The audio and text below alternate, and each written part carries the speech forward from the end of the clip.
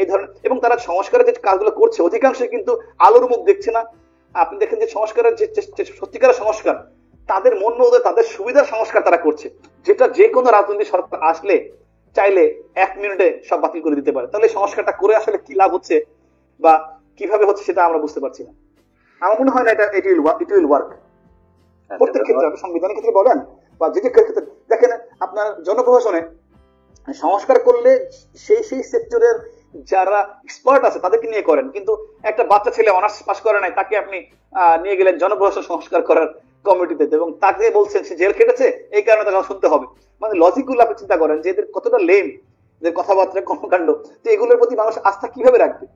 আস্থা রাখার মতো কোনো কাজ তারা আদৌ এই পর্যন্ত করেছে কিনা, এটা নিজেকে প্রশ্ন করলে কিন্তু যারা সোশ্যাল মিডিয়া দেখছে বা যারা সংবাদ দিকে চোখ রাখছে, প্রতিটা স্টেপে স্টেপে তারা যে ভুলগুলো করছে, যেগুলো কিন্তু মানুষের কাছে পরিষ্কার, এগুলো এগুলো টিকবে না, থোপে টিকবে না। Thank you. জি। আমরা অনুষ্ঠানের একদম শেষ পর্যায়ে চলে আসছি। তো একটি প্রশ্ন যেটি এখানে কমেন্টেও এসেছে, আমিও আগে করতে চেয়েছিলাম, যাই হোক আমি মিস করেছিলাম। সেটি হলো যে এই যে 5 আগস্ট যখন আওয়ামী লীগের সভাপতি দেশ ছাড়লেন, এই সময়ে কিন্তু সারা দেশে আওয়ামী লীগের নেতাকর্মীদের ঘর বাড়ি জ্বালিয়ে দেওয়া হয়েছে, অনেক নেতাকর্মী মারা গেছেন। তো সেই সময়ে সামাজিক যোগাযোগ মাধ্যম বিশেষত ফেসবুকে আপনার একটি ছবি ছড়িয়ে দিয়ে বলা হয়েছিল যে আপনি মারা গেছেন। তো আপনার কাছে অনেকেই জানতে চায় যে আসলে আপনি আক্রান্ত হয়েছিলেন কিনা, বা ওই দিন আপনি নিজেকে কিভাবে নিরাপদ করলেন। ধন্যবাদ। আমরা 4 তারিখে যখন পার্টি অফিস থেকে চলে আসলাম সন্ধ্যায়, তখনই তো পরিস্থিতি থেকে বুঝতে পারছিলাম যে আসলে খুব খারাপ দিকে যাচ্ছে। এরপরে সকাল থেকে তো এরকম একেবারে কি হবে, যেটা আমাদেরকে আসলে রাজপথে নামার ক্ষেত্রে বা এক ধরনের জানেন যে এম্বার্গো ছিল। তো সেখানে সব মানে হঠাৎ যখন একদম অল অন এ সাডেন এরকম একটা পরিস্থিতি হলো, সেখানে আমি সহ সবাই আসলে আমাদের নেতা কর্মীরা সবাই কিং কর্তব্য বিমূঢ় হয়েছিল, কিভাবে কি করবে, কারো কাছে কোনো হিন্টস ছিল না। তো প্রথমে যেটা হয়েছে, আমার বাসা যেখানে হাতিরপুল এলাকাতে থাকি প্রায় 8 বছর ধরে, তার পাশেই বাজার আমার একটা অফিস ছিল। এটা আমার একদম রাজনীতি আসার আগেই নেয়া। সেই অফিসটা একটা সামাজিক সংগঠন, যেটা বলেছি আমি করি, টিম পজিটিভ বাংলাদেশ।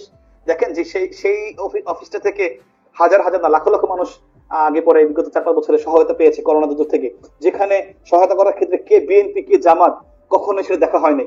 মানুষ দেখা হয়েছে, কার সমস্যা সেটা দেখা হয়েছে, কোনো রাজনৈতিক পরিচয় না। শতভাগ অরাজনৈতিক একটি অফিস, সবার জন্য উন্মুক্ত ছিল। সেই অফিসটি সবার প্রথমে আক্রান্ত হলো। সেখানে লুটপাট করে সবকিছু ভাঙচুর করে সব নিয়ে যাওয়া হয়েছে। একেবারে আমার যা ছিল কম্পিউটার থেকে শুরু করে ল্যাপটপ, আমার এসি ফ্রিজ, যা টিভি এবং আসবাবপত্র সব চুরমার করে ফেলা হলো। তো আমি ওখানে থাকলে তো আমার অবস্থা কি হতো সবাই বোঝা জানেন।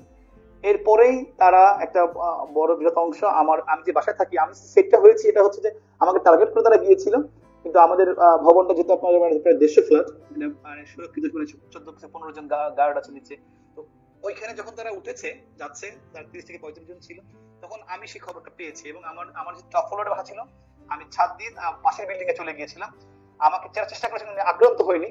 ওইখান থেকে তারা এটাকেই আসলে প্যানিক ছড়ানোর জন্য এটা ছড়িয়ে দিয়েছিল যে আক্রান্ত হয়েছে। আমি সেভ হয়ে, আলহামদুলিল্লাহ আল্লাহ আমাকে দ্বিতীয় জীবন দিয়েছেন, আমি সেভ হয়ে গিয়েছিলাম।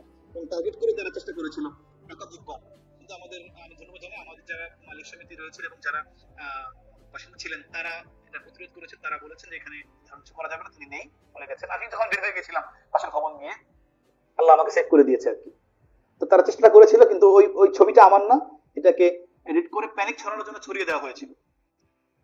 ধন্যবাদ, আল্লাহ আল্লাহ আমাকে মানে চেক করেছে। জি, আমরা অনুষ্ঠান শেষ করব। আমাদেরকে সময় দেওয়ার জন্য আপনাকে ধন্যবাদ। আপনাকে ধন্যবাদ, থ্যাংক ইউ। আর যারা এত কষ্ট করে দেখলেন, সবাইকে ধন্যবাদ জানাই। এবং আবারও এই 10ই জানুয়ারি ঐতিহাসিক বঙ্গবন্ধু স্বদেশপ্রথম দিবসের শুভেচ্ছা। ইনশাআল্লাহ অন্ধকার থেকে আলোর কথা বলেছিলাম, আমরা আবারও অন্ধকার থেকে, এই মাৎসন্যায় অবস্থা থেকে আবার আলোর পথে যাব।